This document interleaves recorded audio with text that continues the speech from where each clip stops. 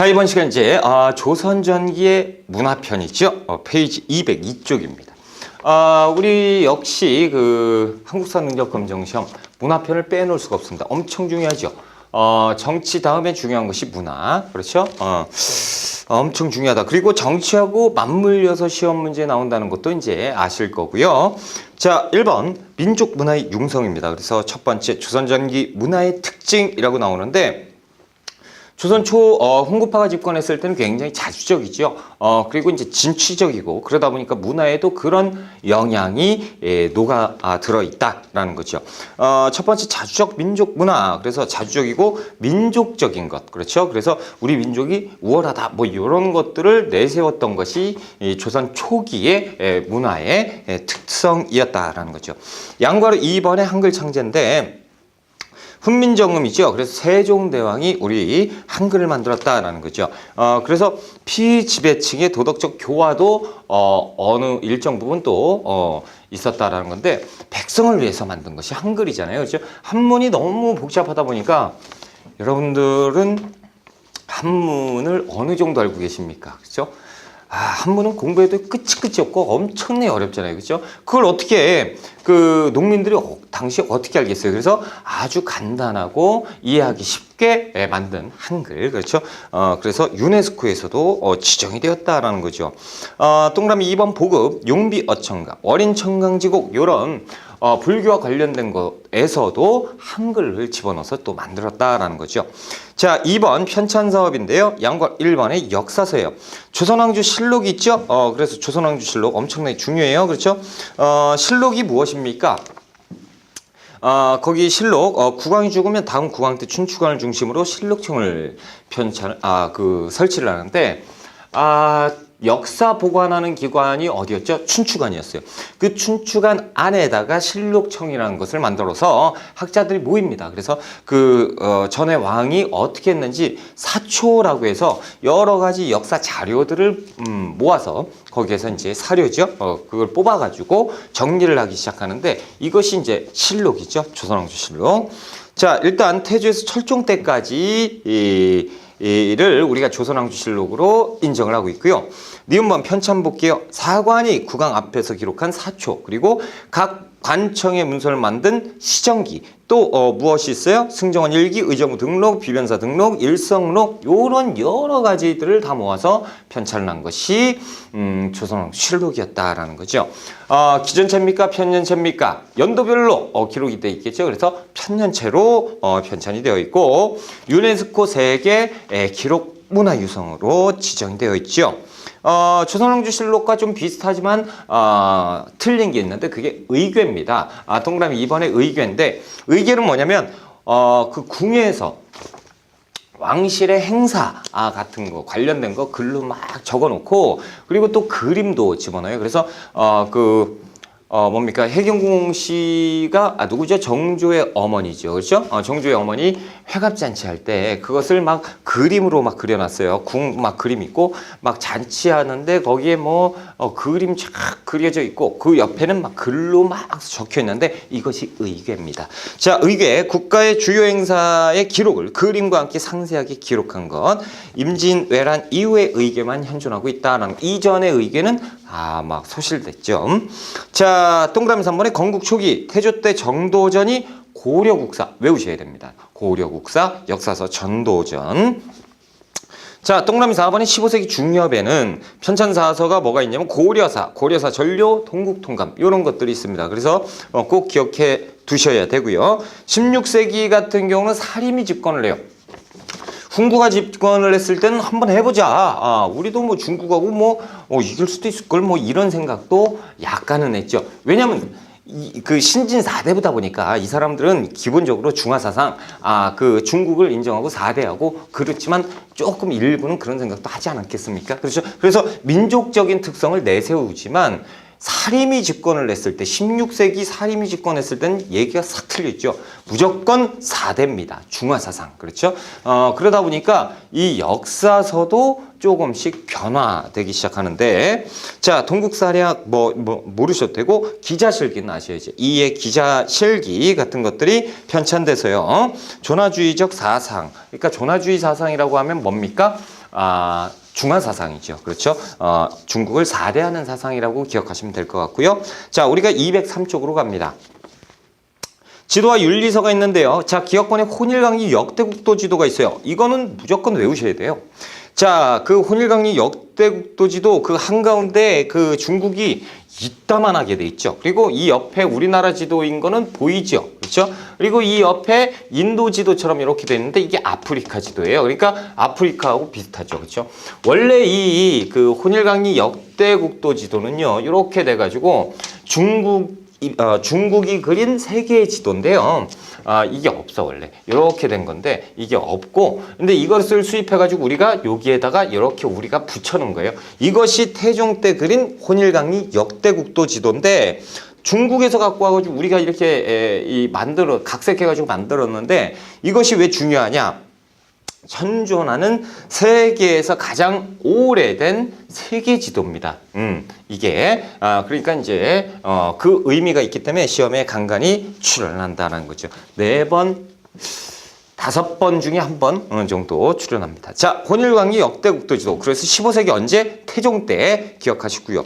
세계 지도인 혼일강리 역대국도 지도를 제작해서 현존하는 세계 지도 중에 동양에서 가장 오래된 최고의 지도이기 때문에 시험에 잘 나오고, 기타 이제 팔도도 됐고, 동국지도. 세조 때 세조가 만든 동국지도인데 이 동국지도는요, 과학기구를 이용해서 만든 실측지도예요. 실측지도. 그래서 과학지도가 인지의, 규형, 나중에 한번 더 나올 거예요. 인지의는 원근감, 그래서 멀고 가까운 것을 이제 잴 수 있는 기구고, 규형이라고 해서 높고 낮은 이것을 측량하는 기구인데, 이 과학기술 기구를 이용해서 그린 지도가 있었으니 그것이 세조 때 만든 동국지도였다. 이렇게 기억하시고요.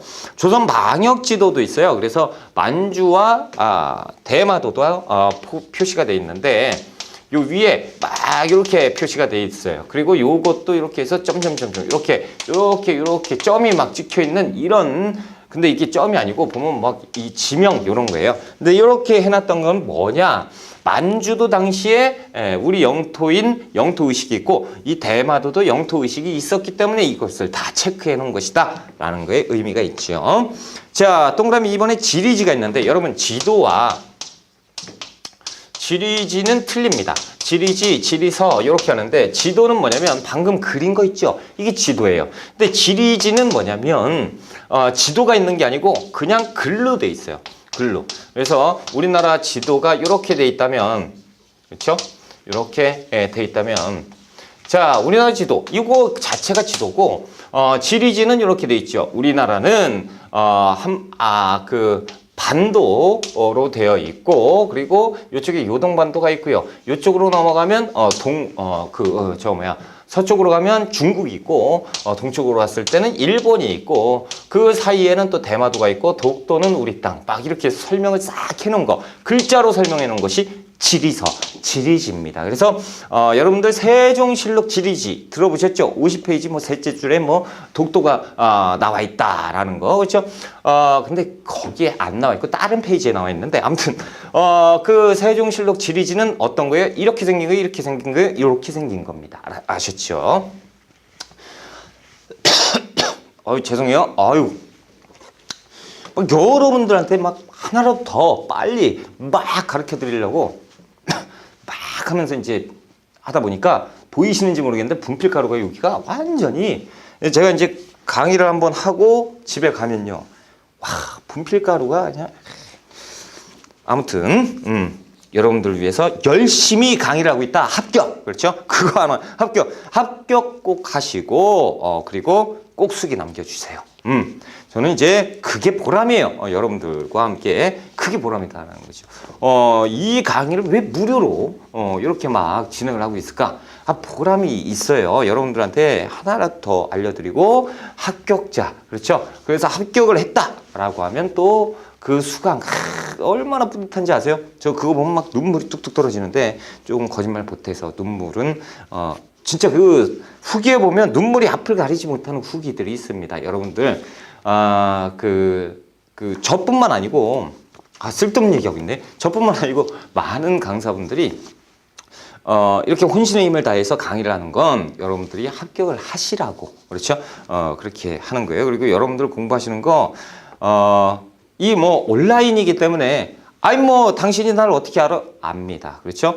하나하나 다 눈여겨보고 있단 말이죠. 댓글 쳐지고 글 올라오고 Q&A 들어오고 뭐 이런 거 보면 Q&A도 좀 남겨주시고요. 여러분들이 그렇게 뭐 다 아시는 것도 아니면서 Q&A도 안 남기고 최대한 빠른 시일 안에 제가 Q&A가 오면 즉각 하려고 뭐 노력을 하고 있으니까요. 아시는 분은 아시겠지만 엄청나게 노력하고 있습니다. 여러분들 꼭 합격하셔야 돼요. 그렇죠? 전 목소리가 쉬고 막 그래도 합격을 위해서 화이팅! 끝까지 포기하지 않으면요 무조건 이깁니다. 무조건 합격할 수 있어요. 자, 지리지 하다가 또 쓸데없네. 하여튼 화이팅입니다. 여러분들의 노력은 생각을 해보시라고. 이렇게 죽으라고 공부했는데 떨어져 봐요. 얼마나 열받아요. 그렇죠? 합격하면 그렇죠. 그동안 내가 이 짜증나는 국사 이거 지금 문화편 막 달달달달 외우고 시험장 갔는데 떨어져 봐. 또 해야 되잖아요. 얼마나 스트레스 받아요. 그렇죠? 단칼에 붙어버리자고요. 자, 동그라미 2번에 지리지. 그러니까 시간을 아껴서 질문도 즉각 하셔야 돼요. 그렇다고 이제 너무 막 예전에 EBS에서 어떤 학생이 막 쫙 한 적이 있어요. 막 1번부터 막 20번, 30번까지 해서 뭐는 어떻고 뭐는 없고 그런 질문은 사양할게요. 뭐 단편적인 거예요. 혼일광리 역대국도지도는 누구 때지요? 선생님? 그러시면 안 되죠. 참 그런 질문 하여튼 저도 힘들다고요. 그렇죠? 그런 부분. 그러니까 조금 이 강의에서 해결할 수 있는 부분 해결하시고 문제에서 해결되는 부분 해결하시는데 그래도 이건 너무했잖아요. 그렇죠? 이런 거 말고 조금 다른 분들도 공감할 수 있는 이건 좀 어렵겠다. 그런 거. 그렇다고 이제 또 부담돼 가지고 이제 질문을 어떻게 하지? 그러면 그냥 쪽지로 남기셔도 되고요. 비밀로 남기셔도 되고 여러 가지 방법이 있으니까 하여튼 쓸데없이 또 괜히 그렇죠? 합시다. 지리지. 자, 신참팔도 지리지 이거는 패스하시고요. 세종실록 지리지 보세요. 누구 때입니까? 세종 때 아니죠. 단종 때예요. 세종실록 지리지는 단종 때입니다. 그거 꼭 기억하시고 동국 여지승남은 성종 때인데 그 동네에 그 자세한 기록들이 막 남아 있어요. 그러니까 그 지방관이 파견될 때 그 지방관들이 이걸 보고 갔대요. 그래서 이쪽 지역 인심은 이렇구만. 이쪽 지역의 방어는 잘해야겠구만. 이걸 보고 갔던 그 지방관들의 또 참고서였다. 그것이 이제 동국 여지승남이었다라는 거고. 자, 동그라미 3번에 윤리서도 있습니다. 삼강행실도가 세종인데요.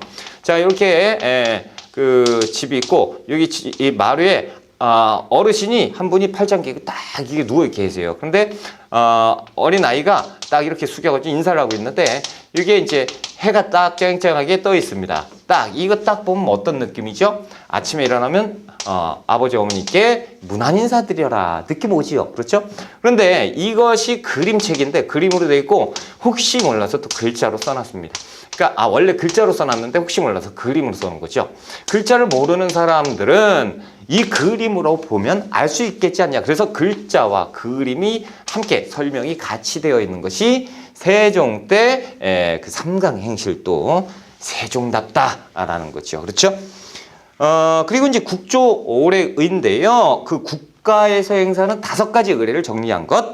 자, 디귿번 이륜행실도입니다. 그래서 삼강 오륜 뭐 이런 거잖아요. 그렇죠? 그래서 삼강행실도에서 웬만한 건 다 담았는데 좀 빠진 내용이 있어요. 그래서 중종 때 두 가지를 또 채워 넣었는데 그것이 뭐냐면 연소자와 영장자. 그러니까 나이 어린 사람과 나이 많은 사람과의 관계, 그리고 또 그 친구끼리의 친구 간에 뭐 지켜야 될 도리, 이런 것들을 적어 놓은 것이 이른 행실도. 동몽수지는 딱 봐도 동몽, 애기 같죠? 아이들이 지켜야 될 예절입니다. 자, 법전 동그라미 1번에 보면 조선 초기, 조선 경국전 너무 많이 나왔다. 그렇죠? 경제문감 너무 많이 나왔죠. 조선 경국전, 경제문감 누구요? 정도전. 그렇죠? 그리고 경국대전은 편찬 시작 누구였죠? 세조 때 편찬해서 성종 때 완성해서 반포한 거죠. 그러니까 경국대전 얘기가 딱 나왔을 때 시작이냐 완성이냐 가지고도 시기를 구분할 수 있어야 된다라는 거고. 자, 이제 교육기관이 나와 있습니다. 교육기관 그 판서로 미리 보기가 있죠. 자, 교육기관이 이렇게 돼 있죠. 자, 어린아이들이 이제 서당에서 공부를 합니다. 서당에서 공부하지 못한 학생들은 이제 가정에서 공부하겠죠. 그렇죠? 자, 서당에서 공부를 해서 내가 중앙에 살고 있다, 수도에 살고 있다. 그러면 사부학당이 있거든요. 그래서 이제 이것을 가지고 사학이라고 부르는데 이것은 이제 중앙에 있을 때 중앙의 사학. 그리고 이제 지방에 있을 때는 그 사학을 못 가잖아요. 그래서 향교에서 공부를 합니다. 향교 많이 들어보셨죠? 이것은 이제 지방에 있는데 이들은 뭐냐면 이 초등학교 졸업하면 중학교 가잖아요. 그렇죠? 그래서 중학교나 고등학교, 중고등학교 수업을 했던 것이 사학과 향교입니다. 차이점 뭐예요? 중앙과 지방에 있다는 차이점이죠. 자, 이들이 공부를 열심히 해서 우리와 똑같습니다. 수능시험 봐야 돼요. 수능시험 보는 게 뭐예요? 속과 첫 시험입니다. 문과 시험 중에 작은 시험 속과를 보게 되는데 이게 일종의 지금으로 보면 대학 입학 시험, 수능 시험이고 여기에 합격을 하면 일단 속과는 뭐냐? 생진과라고 그러죠. 생원과와 진사과 앞에서 생진. 그래서 생원이에요. 그러면 속과에 합격한 겁니다. 그렇죠? 최진사. 그러면 진사. 속과에 합격한 거예요. 그래서 생원과와 진사과가 있는데요. 이것이 이제 합격하면 붙여지는 직함이에요. 그리고 이제 속과에 합격하면 어디로 갈 수 있죠? 어디로 갑니까? 대학교로 가야죠. 성균관으로 갈 수 있습니다. 그런데요, 여러분들 제가 저번에 정치 공부할 때 살짝 말씀드렸는데 속과 시험 보고 관원이 될 수도 있다고 그랬죠? 하급 관원이 될 수도 있고 그리고 성균관에 입학할 수도 있습니다. 생원진사 관원이 될 수가 있는 것입니다. 자, 그리고 성균관에 가서 성균관에서 열심히 공부를 한 다음에 그러니까 성균관 유생은 관원의 하급 관원의 신분이에요. 그렇죠? 자, 성균관에서 공부해서 졸업을 하죠. 졸업할 때쯤 되면 무슨 시험 보죠? 대과 시험을 봅니다. 이른바 조선의 문과라고 하면 이 대과를 얘기하는 거예요. 이 대과 시험을 봐서 어떻게 고급 관원이 되는 것이죠. 자, 그래서 여기에서 이제 화살표가 찍 나와 있는데 속과를 거치지 않고 성균관에 입학하는 경우도 있고요. 자, 가정에서 아무것도 안 하고 독학으로 해서 검정고시죠. 그래서 수능으로 시험 볼 수도 있고 그리고 수능 시험 보고 바로 대과로 할 수가 있다. 대과 시험의 응시 자격은 또 속과를 합격해야 되니까 이런 제도가 있습니다. 자, 그러면 교육기관을 한번 보자라는 거죠. 판서 밑에 보면 교육제도의 특징 2번에 성균관이 나와요. 자, 성균관 여기 있어요. 대학교잖아요. 그렇죠? 최고 고등교육, 최고 기관입니다. 동그라미 1번 최고 학부 기관이에요. 그래서 동그라미 2번에 입학 및 교육, 속과 합격자가 원칙이에요. 그렇지만 이제 원칙이면 예외도 있겠죠. 그렇죠? 그리고 그 동그라미 3번에 구성이 있는데 우리는 구성은 공부하지 맙시다. 그렇죠? 너무 어려워요. 그래서 대성전 공자의 위패를 모시는 사당이 또 있고요. 문묘가 있고 명륜당 그리고 기숙사 같은 거 있고 도서관도 따로 있고 그 안에 다 있다라는 거죠. 이게 성균관인데 이게 나오면 틀리셔도 무방하고요. 고급 시험 대비로 이제 써놨는데 혹시 몰라서 중급에도 이제 나올 가능성이 있기 때문에 그림이. 근데 고급은요, 힌트를 요것만 준 적도 시험 문제, 진짜 실제로 기출문제가 있어요. 근데 중급은 요것만 준 적은 없어요. 그래서 부연 설명으로 뭐 다른 것들을 해요. 최고 기관이네, 어쩌네. 그러니까 이것까지 우리가 구성까지 공부할 필요는 없습니다. 자, 양거로서 3번, 사학당인데요. 중등교육 있죠? 중등교육. 그래서 중학, 동학, 서학. 그래서 네 가지가 있잖아요. 그래서 사학이라고 부르는 거예요. 자, 입학 및 교육. 그러면 이 8세 이상의 양인이 입학하고 교수와 훈도를 파견했는데, 이 뭐 교수와 훈도가 뭡니까? 뭐 그렇게 자세하게 아실 필요는 없는데 그냥 훈장님이라고 보시면 돼요. 그래서 훈장님이 높은 기관 요런 데서 가르치다가 파견 가서 한 번씩 가르쳤다. 뭐 이런 거죠. 경우에 따라서는 쭉 계시는 분도 계시고 파견 가서 계시는 분도 계시고. 자, 204쪽으로 갑니다. 향교. 그러면 지방의 중등교육. 역시 교수와 훈도가 파견이 되는데, 자, 동그라미 1번 지방 중등기관입니다. 그래서 지방민의 교화를 위해서 부목군현 누가 지배하죠? 여기 지방관 누구예요? 수령. 그렇죠?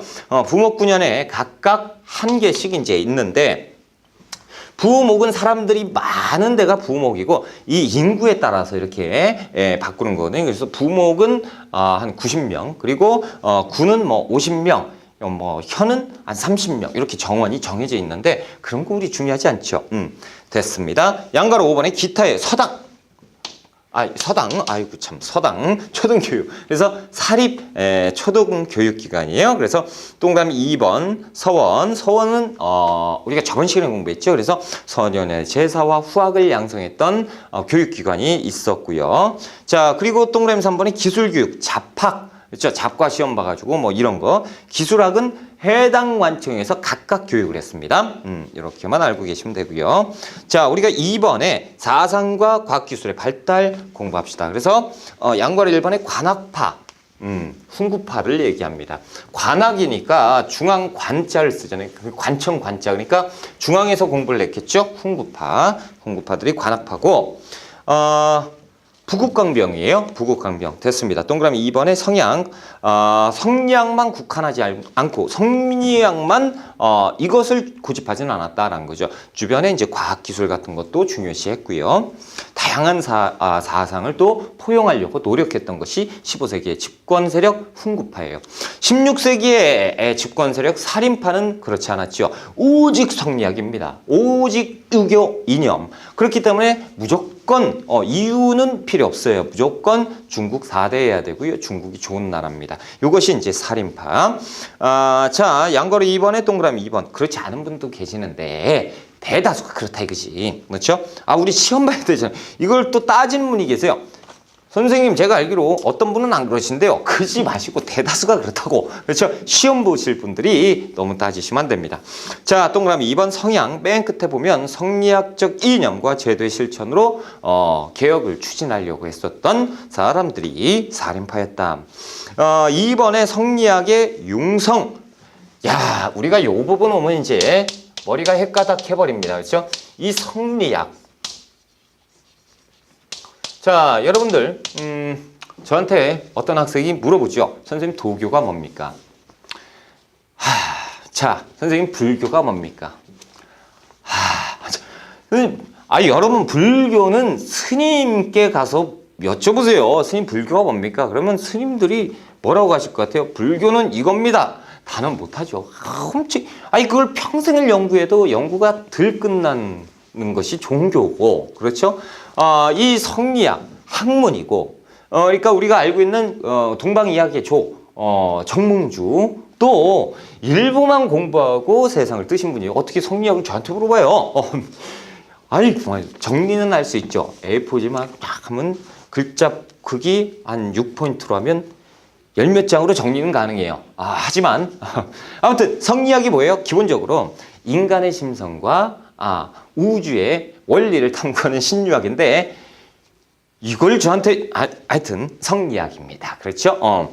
자, 성리학의 융성 이 부분 들어가면 여러분들이 이 양과 이걸 어떻게 공부해야지 그것 때문에 이 스트레스가 말로 못해서 공부를 엄청나게 힘들어 하시는데 그래서 제가 알려드리는 것만 공부를 하시면 됩니다. 자, 양괄호 1번 이기철학 있죠. 그래서 16세기 서경덕 주기철학 그리고 이현적 주리철학이에요. 그래서 서경덕이 주기철학. 자, 그리고 누가 나와요? 이현적이 주리철학이지요. 제가 찾았어요. 한 20년 가까이 그 한국사를 강의하다 보니까요 보여요. 그래서 찾았습니다. 경기도 언니? 라고 하면 경기도 언니? 그럼 절대 안 잊어버리죠. 됐어요. 아니, 왜 그러냐면 이게 이 문구가요, 그 선택지에 나올 가능성이 있어요. 우리 중급이기 때문에. 그래서 경기도 언니 이렇게 외우면 서경덕, 경기, 주기철학. 아, 그렇구나. 그래서 이 선구자가 서경덕과 그 이현적이었다라고만 기억하시면 되고요. 우리 시험에서 무조건 나온다 보시는 게 뭡니까? 이황과 이입니다. 이황과 이. 일단 여기에서 와 이제 올 것이 왔다라는 거죠. 이황과 이. 야, 선생님 저 그래도 학교 다닐 때 한 번쯤은 공부했는데요. 벌써 머리가 지끈지끈합니다 라고 하는데, 그래서 제가 표로 정리를 해놨습니다. 그 아래 한번 보세요. 이유야 어찌됐건 그냥 보시라고요. 그렇죠? 제가 한번 들어갈 테니까 한번 보고 얘기하자. 자, 표에서 보시면 이황이 주우리 철학입니다. 그렇죠? 주리 철학. 이는 주기철학이에요. 주리론, 주기론. 자, 여기에서 보시면 일단 이쪽에서 이황 쪽을 조금 보고 주자를 가려보세요. 그럼 뭐예요? 리론. 선생님 이게 뭔데요? 이론이죠. 그래서 이황이 성리학을 이론적으로 접근을 했다라고 보세요. 이론적으로. 그리고 학문을 봅시다. 그러다 보니까 관념적 도덕 세계를 중시하고 원리 원칙을 중요시할 수밖에 없어요. 그렇죠? 책에 나온 그대로 이론을 계속 연구를 해보세요. 그러면 딱딱하고 관념적이고 원리 원칙만 따박따박 따질 수밖에 없게 되죠. 이쪽으로 좀 공부를 해주시고요. 자, 이를 볼게요. 주기철학. 그래서 현실을 중요시합니다. 경험적인 현실. 저도 현실을 중요시하는데요. 경험이 최고입니다. 여러분들 경험을 안 해보고, 그러니까 이 한국사 능력 검정 시험을 경험을 해보지도 않은 친구들이 많이 많죠. 그거 시험 쉬워. 뭘로 공부해? 그걸 또 공부하고 시험 보냐? 그걸 중급을 아이고 경험 안 해봤기 때문에 그런 얘기하죠. 경험하신 분들은 지금 한 한 번 정도 떨어졌다. 그러면 창피해. 안 창피해요. 이거 어려운 시험입니다. 그렇죠? 이 경험도 안 하신 양반들이 그런 얘기를 하니까 여러분들이 기가 죽어서 그러는데 기 죽을 필요 없습니다. 이거 재수생들 진짜 많아요. 그렇죠? 화이팅 하시고. 자, 그렇기 때문에 이제 강의를 듣고 계신 거 아닙니까? 그렇죠? 화이팅! 자, 현실적이고요. 현실적이다 보니까 문제점이 발견되죠. 그래서 개혁, 요런 쪽으로, 개혁론, 이런 쪽으로 가는 것이 경험적 현실세계 주기론, 이가 주장을 했던 거죠. 자, 이 황은요, 그 영향 보세요. 그러다 보니까 아니 되옵니다. 위정척사 사상입니다. 자, 여러분 조금 이따 이제 우리가 근현대사 가면 열심히 배워요. 위정척사인데 가짜, 그러니까 이제 사교를 배척해야 된다라는 거죠.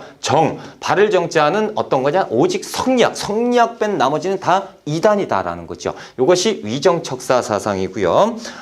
그리고 이론을 열심히 공부하다 보니까 이론적으로는 뭐 말할 수 없이 엄청나게 뛰어난 양반이 이황일 거 아닙니까? 그러다 보니까 일본에서요, 성리학을 공부할 때, 이 이황의 성리학이 그냥 영향을 받게 됩니다. 그래서 이황의 주리 철학이 일본의 성리학 발전에 부단히 엄청나게 영향을 끼치게 되는 것.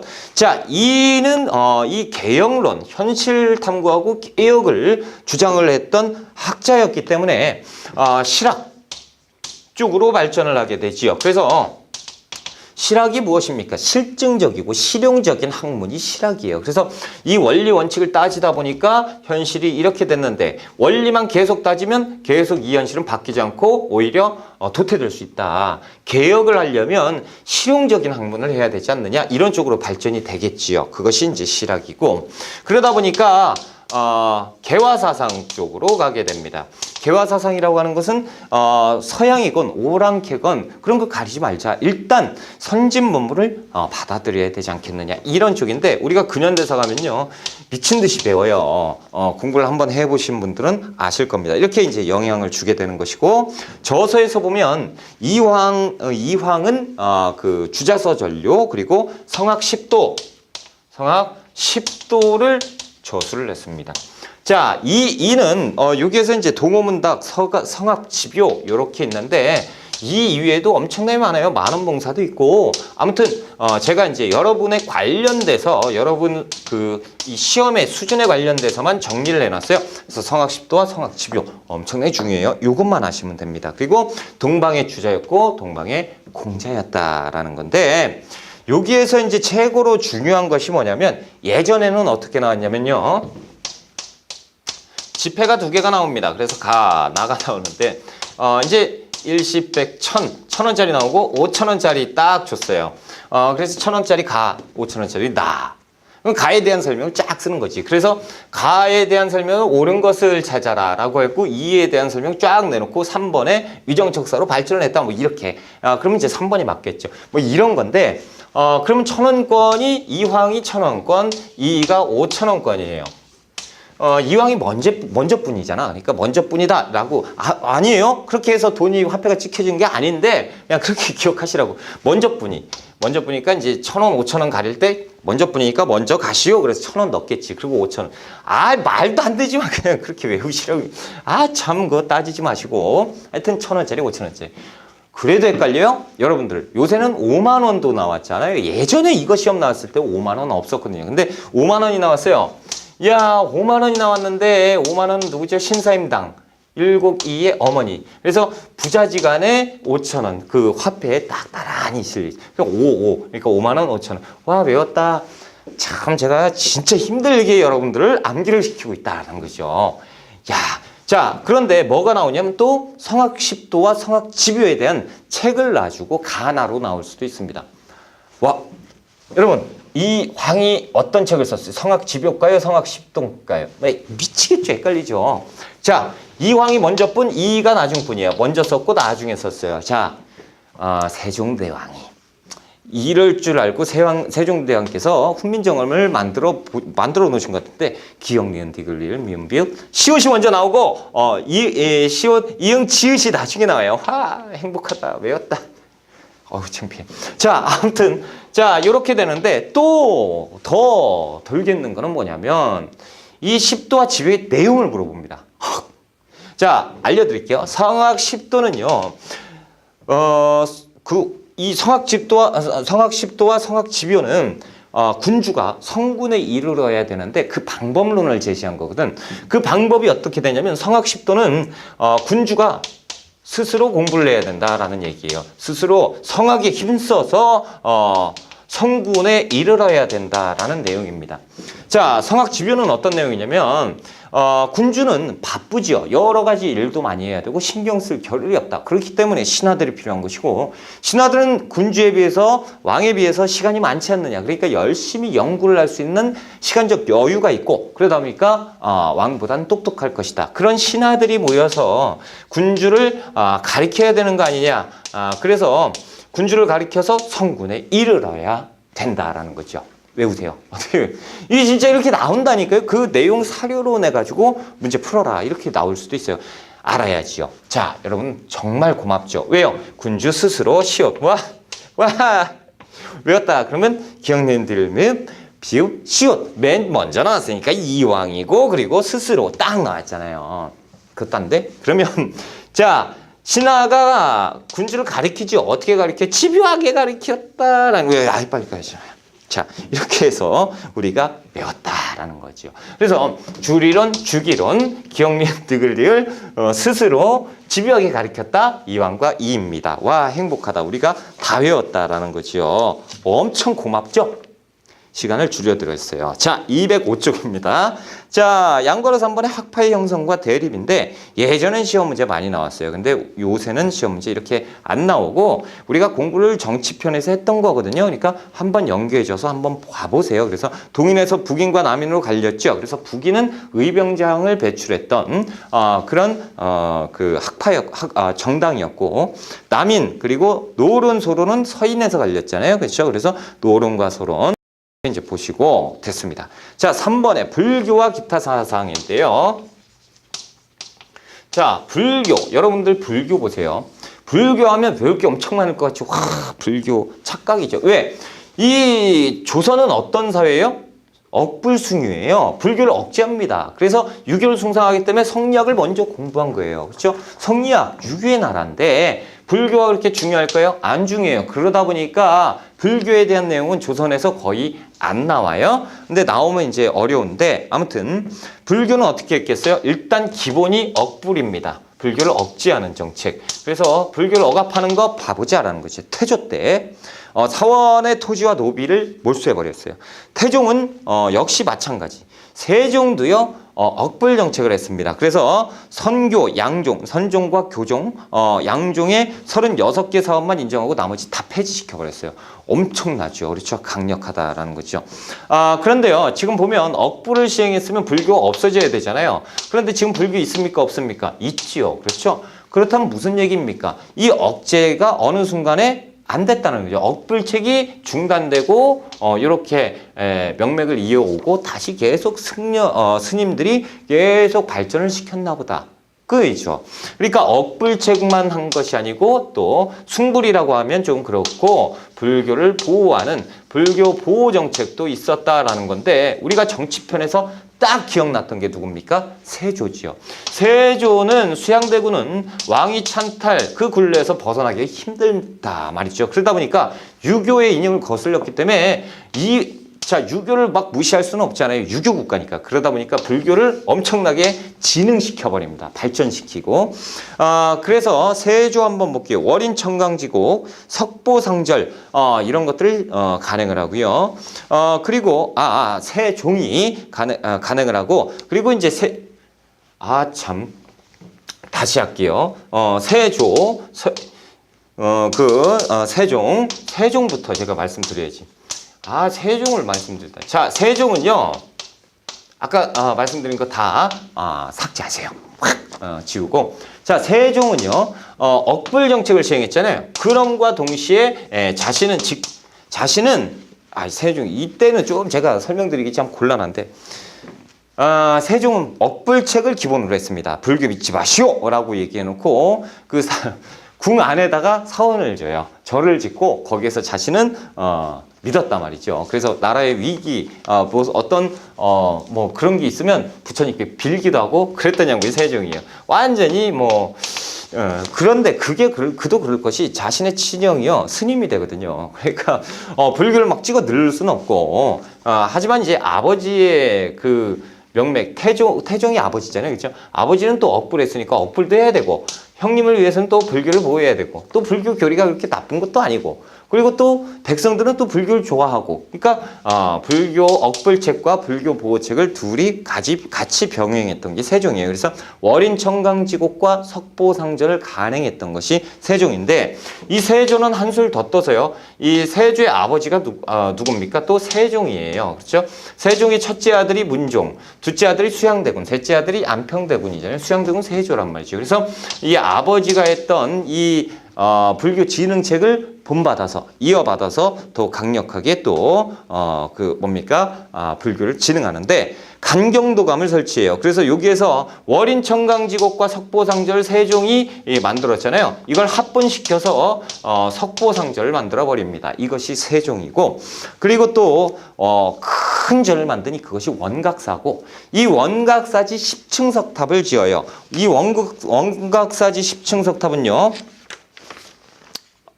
뒷페이지에 그림이 나와 있어요. 뒷페이지. 원각사지 10층 석탑은 이 고려 말에 경천사지 10층 석탑하고 거의 똑같습니다. 거의 똑같아요. 그래서 둘을 같이 시험 문제 내지는 않는데요. 아무튼 이렇게 이제 엄청나게 큰 탑을 세울 정도로, 절과 탑을 세울 정도로 불교를 진흥했었다라는 거죠. 됐어요. 그런데 왜 이 억불 정책이 중단이 됐던 이유는 뭐냐면, 우리가 임진왜란 때예요. 임진왜란 때 유정, 휴정 이런 분들, 이 승병이거든요. 여러분, 승병이 뭡니까? 스님들이 싸우는 거예요. 스님들이 의병을 모집해서 의병장으로 활약을 했단 말이죠. 그래서 왜 그러냐면, 불교의 교리 중에 또 하나가 뭐가 있냐면 호국불교잖아요. 호국. 국가가 위기에 처했을 때 보호해야 돼요. 그래서 호국불교의 성격도 있단 말이죠. 그때 국가가 위기에 처하면요, 스님들이 앞장서서 국가의 위기를 막게 됩니다. 스님들뿐만 아니고 종교 단체에 계시는 종교 그 교인들, 그렇죠? 그분들이 먼저 나서서 이렇게 국가를 살리자, 이런 그 활동들을 많이 하시죠. 자, 그러다 보니까 임진왜란 때 국가를 구했잖아요. 그렇죠? 더 이상 불교가 나쁜 것이 아니구나. 불교를 그냥 놔두자. 이렇게 되면서 억불 정책이 없어져요. 자, 양거로 이번에 사상의 발달인데 동그라미 1번 도교입니다. 도교는 하늘에 제를 올리는 거죠. 훈구파들이 15세기 훈구파들이 초제를 거행했는데 16세기 사림들이 집권하면서 이게 없어집니다. 이게 없어지고 조금 좀 폐쇄적으로 변하게 되죠. 그래서 도교 행사가 16세기 이후에는 없어져 버리고. 자, 동그라미 2번에 풍수지리설. 이거는 이제 건국 초에 누가 그 태조 이성계가 천도를 하잖아요. 그렇죠? 이것도 풍수지리설의 영향을 받았다라는 거죠. 자, 그 아래에서 네 번째 조선전기의 기술과 조선전기 기술의 발전입니다. 그래서 천문기술을 한번 보자라는 거죠. 기억번 세종, 천체 관측기구 혼이, 간이, 혼천이, 물시계가 자경루, 해시계가 앙부일구, 그리고 세계 최초의 강우량 측정기구 측우기. 그렇죠? 요것들 다 외워야 돼요. 근데 외울 필요 없죠. 우리가 원체 학교 다닐 때 많이 들어가지고 자연스럽게 외워지지 않았나요? 그렇죠? 아니면 안 돼요. 이거 외우셔야지. 자, 니은번에 보시면 세조입니다. 그래서 토지 측량기구 인지의 규형을 제작해서 토지를 측량했고 이걸 또 동국지도에 활용했었잖아요. 그렇죠?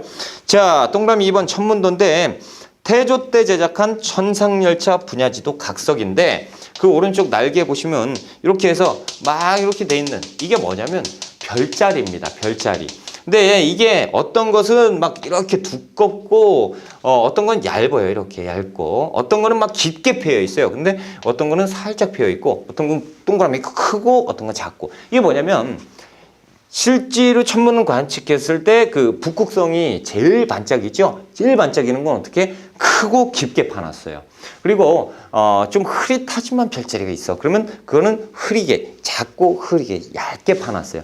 이게 이 천문도를 그렸거든요. 이걸 어디에다 그렸냐면 각석이단 말이지. 각석 돌멩이에다 새긴 거예요. 그래서 천상열차 분야지도 각석이라고 하는데 태조 때입니다. 태조 때. 그래서 고구려의 천문도를 바탕으로 이것을 제작을 했어요. 근데 이것을 현대 기술로 이렇게 맞춰봤거든요. 근데 오차가 거의 없다라는 거지. 그러니까 이게 엄청 뛰어난 거예요. 그렇죠? 고구려의 천문도 바탕으로 제작을 했습니다. 자, 한 페이지 넘겨보시면 206쪽에 동그라미 3번에 칠정산 무조건 외우셔라라는 거죠. 이 칠정산이라는 것은 누가 만들었죠? 세종이 만들었습니다. 그렇죠? 그래서 칠정산은 내편과 외편이 있는데 이것은 우리나라 최초의 역법입니다. 최초의 자주적 역법서다라고 보시면 되는데 우리나라 그 최초로 서울을 기준으로 천체 운동을 계산을 해서 이 시기를 딱딱딱딱 잡아서 달력으로 이렇게 체크를 해서 우리나라 최초의 달력을 만들었으니 그것이 칠정산이에요. 그래서 이 세종에 대한 칠정산을 만들자, 칠정산 내외편에 대한 내용이 이렇게 막 나와 있고 혹은 칠정산이라고 딱 해서 이렇게 해서 칠정산 해가지고 탁 내줘요. 자, 다음과 같은 것과 관련 있는 왕의 업적을 찾아라. 이런 것들. 이렇게 이제 시험이 나오고 아까 세종에 대해서 혼이 간이 혼천이 이게 이제 선택지로 나오겠죠. 이렇게 나오는 것이 이제 중급 형태예요. 자, 그래서 칠정산을 봅시다. 206쪽 기억번. 역법서의 편찬 세종 때 제작한 칠정산은 중국의 수시력, 내편 중국의 역법서와 아라비아의 회회력이라는 달력을 갖고 와요. 그래서 이것을 참고해서 우리나라의 달력으로 만들었다라는 거죠. 우리나라 역사상 최초로 서울을 기준으로 전체 운동을 정확하게 계산한 달력이 나왔다라는 거죠. 농서, 뭡니까? 농사직설이잖아요. 농사직설. 자, 우리 실정에 맞는 최초의 농서로서 세종이 만들었고요. 사시찬효, 금양잠록 같은 것들이 조선 전기의 농법서였다라는 거죠. 자, 양괄호 3번의 기타 과학기술의 발전인데요. 동그라미 1번 의학. 향약 집성방 약자가 있잖아요. 그래서 약학 그리고 의방 유치 그래서 의자가 있죠. 의학 그러니까 약학 서적과 의학 백과사전 누가 만들었겠어요? 세종. 그렇죠? 자, 활자 태종 주자소 개미자가 있고요. 세종 때 갑인자인데 그래 혹시 모르니까 갑인자만 기억하세요. 세종 때 갑인자다라는 거죠. 그래서 활판 있잖아요. 그렇죠? 활판처럼 이렇게 글자 만들어가지고 딱딱딱 끼워 넣을 수 있는 이런 식자판을 조립을 하는 조립해서 찍을 수 있는 이런 활자를 만들었는데 역시 세종이죠. 그래서 인쇄 능률이 이 이전보다 2배 가까이 훨씬 더 높아졌습니다. 2배 이상. 자, 그리고 병서, 총통등록이라는 병법서를 썼어요. 그리고 동그라미 무기에 보면 4번에 화약 무기를 제조했죠. 그래서 태종 때 최해산인데 최해산은 최무선의 아들입니다. 대를 이어서 화약을 제조했고, 자, 거북선이 선조가 아니고 태종이에요. 근데 뭐 그런 건 중요하지 않고요. 그 끝에 보면 신기전이 있죠. 화차가 있고, 신기전은 화살이에요. 화살이 쫙 있고, 화살 밑에 화약을 설치했어요. 그래서 심지가 있어서 불을 붙여 칙 하면 이게 로켓포처럼 팍 나가는 화살이에요. 쫙, 팍. 근데 이것을 어디 그 화차에다 실었는데 화차는 이렇게 생긴 거예요. 구멍이 빵빵빵 뚫려 있고 이렇게 있고 여기에 이렇게 이게 뭐냐면 심지죠. 여기다 불을 붙입니다. 여기 화살 100개 정도가 꽂혀 있어요. 불을 붙여 빵빵빵 나가는 거죠. 그렇죠? 이것이 화차와 신기전인데 이것이 이제 조선 전기의 우리의 무기였다라는 거죠. 신무기. 자, 3번의 건축과 예술입니다. 1번 건축. 양과를 1번에 15세기 건축. 훈구가 집권을 했으니까 진취적이고 또 부국강병 나라 지키는 거. 뭐 성문이라든가 성곽 이런 것들이겠죠. 그리고 뭐 관아 뭐 이런 것들. 자, 그래서 동그라미 2번에 건물, 궁궐. 그래서 경복궁 이런 것들 지은 것이 15세기 때구나. 자, 양과로 2번에 16세기 건축인데요. 사림들이 집권하죠. 사림들은 뭐 하죠? 공부한단 말이죠. 그래서 공부를 하는 서원 같은 것들을 많이 만드는데 이 서원은 어떤 양식으로 되어 있냐면 가람배치 양식. 가람배치 양식의 주택 양식을 입혔어요. 여러분들 가람배치 양식이라고 하면 어렵죠. 이것은 불교, 사찰터, 사원터로 기억하시면 돼요. 불교 사찰은 굉장히 부지가 넓잖아요. 그렇죠? 넓은데 건물이 뜨문 있죠. 그런 형식이 이제 가람배치 양식이고 거기에 이제 그 건물이 주택 건물. 그렇죠? 이렇게 지은 것이 이제 서원 양식이다. 이렇게 이제 아시면 되고요.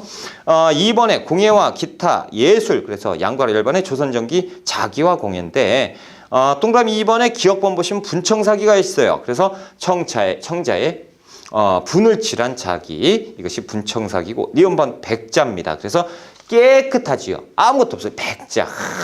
이게 그 사림들은 깨끗한 순백의 것을 좋아했잖아요. 그래서 나는 깨끗한 청렴 결백 이런 것들 그것이 문화로 그 청자로 발전이 됐으니 이것이 백자로 승화된 것이다 라는 거죠. 그래서 16세기 이후에 사림 집권했으니까 백자가 유행했다 이렇게 기억하시면 되고요. 자, 207쪽 보시면 그림과 서예인데요. 그림과 서예는 엄청나게 중요합니다. 외우셔야 돼요. 자, 15세기 그림과 16세기 그림인데 15세기 그림은 훈구가 집권을 했죠. 그래서 15세기 그림 딱 2가지 기억하시면 되는데 안견의 목류도원도는 여러분들 그림을 한번 보세요. 이렇게 이제 있잖아요. 그래서 이 좌쪽은 정면으로 봐서 딱 요 정도만 딱 가리고 요 정도만 보세요. 그러면 정면에서 딱 본 그림인데 우측 보세요. 여기는 이렇게 해서 위에서 이렇게 내려본 이렇게 본 그림이에요. 그래서 정면으로 본 그림, 위에서 아래를 내려본 그림. 이것을 섞어놨단 말이죠. 그러니까 현실 세계와 이상 세계의 조화다라는 거예요. 이것이 안견의 목류도원도라는 것이에요. 근데 이 그림을 어떻게 그리게 됐냐? 자, 세조, 수양대군의 동생이 누구죠? 안평대군. 안평대군이 어느 날 꿈을 꿨습니다. 그래서 이 꿈이 와 멋있더라. 그래가지고 안평대군이 꿈을 꿨는데 꿈속에서 막 복숭아 나무가 나오고 막 거기에서 이제 거니는데 그런 아름다운 경치가 없었다라고 하는데 이 풍류를 좋아했어요. 안평대군은. 그러니까 술을 마시는데 이 당시에 안견이 도와서 도화서의 화원이었습니다. 그러니까 이 친구하고 술 마시면서 이거 한번 그려볼래? 예, 그리겠습니다. 그래서 그려진 것이 목류도원도. 자, 그리고 강의 안에 고사관수도가 있어요. 고사관수도인데 말 그대로 높은 선비가 물을 보고 있는 거예요. 그래서 여기 선비의 그림이 있는데 바위에 선비가 팔을 괴고 있잖아요. 높아 보이잖아요. 그렇죠. 고관 같지 않아요? 고관. 아니에요. 아이 높은 선비 같잖아요. 근데 이 선비의 그 눈빛을 보세요. 어디? 그 아래 물을 보고 있잖아요. 그래서 고사관수도다. 이게 15세기 그림입니다. 그리고 16세기 그림은요. 16세기 누가 집권하죠? 사림이 집권합니다. 사림은 깨끗하고 지조 있고 절개 있는 것이 특징이잖아요. 그래서 사군자가 유행해요. 쭉쭉 뻗어나는 대나무 같은 그런 것들이 유행합니다. 그래서 동그라미 2번에 16세기 사림이에요. 그래서 특징 사군자가 주류고요. 작품에서 보면 송화보월도, 이상자 그리고 초충도가 있는데 이것은 또 의미가 좀 틀리지만 풀과 벌레, 초충 그림이 있는 신사임당의 서정적인 그림이죠. 이것도 있었고 그 아래 보세요. 그냥 그림을 한번 봅시다. 묵죽도 쭉 그렇죠. 대나무 초충도는 풀과 벌레가 있는 서정적인 그림이고 송화보월도는 그 절벽에 하나만 딱 써 있죠. 나는 뻗을 거다 이거지. 자 영모도 그리고 월매도 쫙 뻗어나가잖아요. 그래서 이게 16세기 서정적 사군자의 그림이구나. 이렇게 이제 보시면 되고요. 양가로 3번에 음악 및 무용이 있는데 거기에 음악이 성종 때 악학괴범이라고 기억하시면 되겠습니다. 악학괴범이라고 하니까 우리가 이제 조선 전기에 뭐 그림, 뭐 문화의 꽃 세종 그러니까 세종대왕 다 그냥 안 돼요. 그래서 성종 때 악학괴범이다. 이렇게만 기억하시면 되고요. 자, 이렇게 해서 우리가 조선 전기의 문화편까지 싹 다 끝났습니다. 얼마나 행복해요, 그렇죠? 우리가 조금 쉬었다가 조선 넘어갈게요.